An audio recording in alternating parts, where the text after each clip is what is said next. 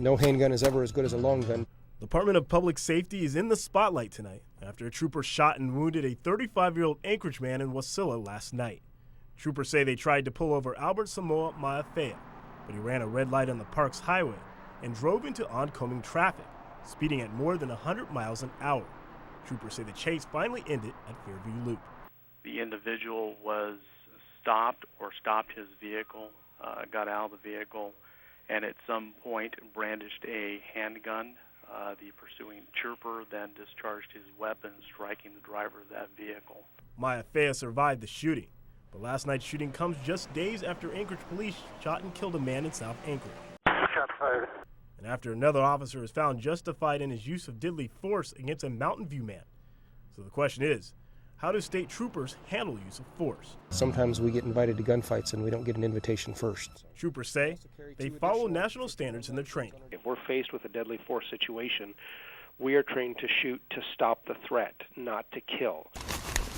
Sergeant Chad Gaydon has written articles on trooper actions in the past, has even been featured in National Geographic's television series on Alaska State Troopers. He says troopers do not go into situations with the intent to kill. It's a worst nightmare for any officer or trooper to have to be involved in a deadly force situation where they may have to take another person's life, but that's what we're called upon to do in those circumstances.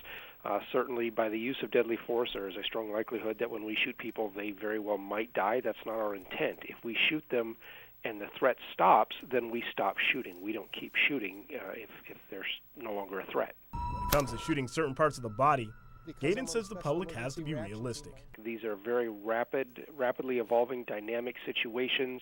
Arms and legs are often moving frantically. The offender may be running. The trooper or the officer may be running. The target is too small. It's moving too quickly. The most effective way to stop the threat is to shoot at the largest, slowest moving part of the threat, and that is the center mass of the body. Troopers say, in order to protect life, sometimes you have to be prepared to take it. We also carry 2 additional 15-round magazines on our duty belts. Other weapons that we carry on our belts are pepper spray. Everybody on patrol carries this on their person at all times. Very effective at stopping combative people because as soon as they get a face full of it, they have other things on their mind.